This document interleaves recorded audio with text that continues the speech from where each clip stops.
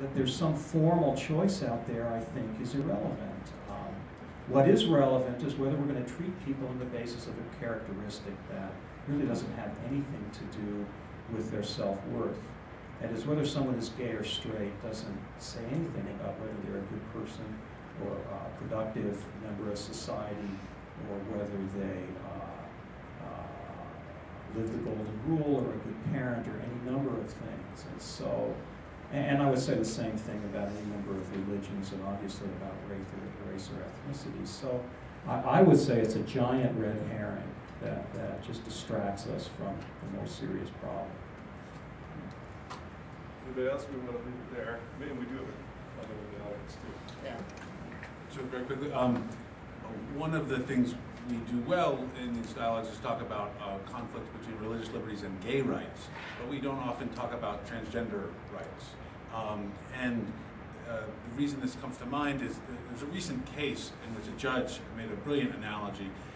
Someone had applied for a job, I think as a man, and then transitioned to becoming a woman, and then the employer said, oh, I don't want to hire you anymore. They had extended an offer and revoked the offer. And the transgender person sued and said this was sex discrimination. Not discrimination against transgender people, but discrimination based on sex. There's already a federal law that says you can't discriminate based on sex. And of course the person says, no, we're not discriminating against women. We're not discriminating against men. We're discriminating against transgender people, right? And the judge said, well, that's interesting. So suppose you were to say that you don't discriminate against Muslims or Jews or Christians, just converts. No, that's religious discrimination. This is sex discrimination, and you're not allowed to do it. So there's an interesting analogy there. It is. Jen? You've mentioned old beliefs about what homosexual might be, a mental illness or such. Did you see TV that was selecting skaters for the Olympics? And there were 3 candidates, and one was a slight young man with a feminist dress with lots of feathers, very pretty, and there was a sort of murmuring amongst the multitudes. And the MC said, it's his DNA. That's not what we're about now. It's his skating. And I thought that was great.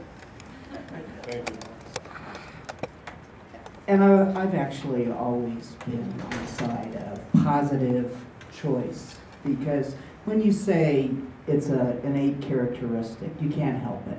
Whether it's your race, your gender, your sexual orientation, whatever it is, it sounds like you'd help it if you could. And I think, you know, the history of a lot of oppressed people has been developing pride in who they are, and that it is a positive thing. And the gay people I know that are open, and the transgender people I know that are open, have found supportive communities, whether religious or otherwise. They're pretty damn happy about their choice. Imagine that there was a white pill. If you took the pill, you became white. Could we make black people take the white pill in order to become partners at a law firm? Of course we couldn't. It'd be a choice, but it's a choice worth protecting, right? So the question is, what's the characteristic of the choice? Is it a choice worth protecting? If it's not irrelevant to your ability to do your job, then you shouldn't be fired for it. Yes. Back? We have 5 kids between us, and they range from 10 to 5-year-old twins. And when we first came out in our little community, we got our backs were Say that again. Everybody's backs were turned on us because of our coming out and our choice to do this. And it affected our children in school. In 1st grade, kindergarten, we had our kids coming home going, Mommy, my friend at school said that you have sex with girls. And for us, this was, you know what? This isn't about my choice. It's about the example that I'm going to set for the community. And we continued to be good parents to our kids, to tell them, be kind to the people around you. You set the moral value within your home. You set the example within your community that you're good people have now, on any given day, tons of neighbor kids playing in our yard. They choose to come to our yard because they know that we're a safe place to be, that we will include them, and the parents accept us. They don't agree with our lifestyle, and that's fine, and we don't force our lifestyle upon them, but we let them know this is who we are. And when I started my job, I said, I wasn't afraid to say, this is who I am, and if you can't accept me for who I am, I'm just going to do my job to the best of my ability and be a good example, and that's how you change people. That's how you let people know that we are good people, we care about the morality of our children, we care that they're treating others with respect, and then in turn, people began to treat us that way. Thank you for sharing that. You said a term that has always bothered me. What is a gay lifestyle?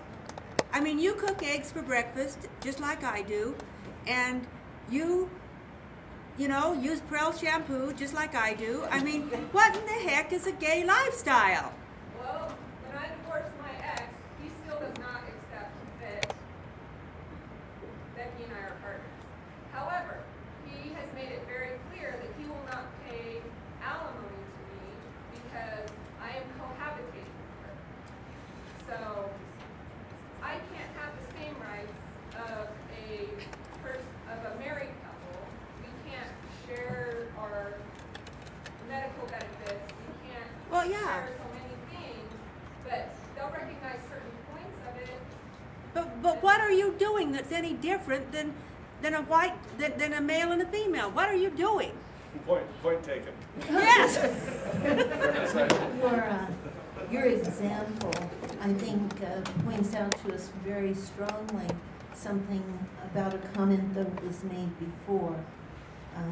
We live in a time when we find that it's very difficult for people to come out, and they do face all kinds of prejudice and bias. And fortunately, just as with every other issue in which individual liberties are at stake, it requires that those who are strong and with courage be the ones that take those first steps. Yes. One last comment from the audience, and then I'd like to ask for concluding remarks from the panel members. Please, sir. Well, I just like to, I've been around for a long time, but I never knew there was such a thing as a gay person, or I never touched a black person, and I never knew there was a Mormon. I never was around a Mormon when I grew up in Wyoming until I was in the Army. And I heard a long time ago that we never used words like I love you, but it was just kind of understood in our family. But when I heard that those were the three hardest words to say, I love you, and then I heard that that's not really the three hardest words, it's I was wrong. And I read just the other day, the three hardest words to say were, I am gay. And I applaud people that are gay that can say that, and I think that's a tremendous step forward. Thank you. All right. Well, 1 or 2 minute wrap up, if you would. Sure. And if, in the process, anybody wants to hit head on the gay marriage issue, we've managed to skirt around it. Don't feel obligated, but it certainly is the focal point of this controversy today. What I was thinking of doing actually was connecting your comments back to that Mr. Peterson at HP, because he has a similar dilemma that you very courageously said to your employer, I'm a lesbian, deal with it. And he is coming out at work too, right? As a fundamentalist Christian who wants to save gay people. And it's a difficult position to be in, and it takes a lot of courage on both sides. And the thing I loved about your comment was, this is the hard work of the golden rule, that if you want someone to listen to you and respect you, you have to listen to them and respect them, even if you hate what they're saying, especially if you hate what they're saying. You know, this is, you have to be the change you wish to make in the world. And that is very much, I think, behind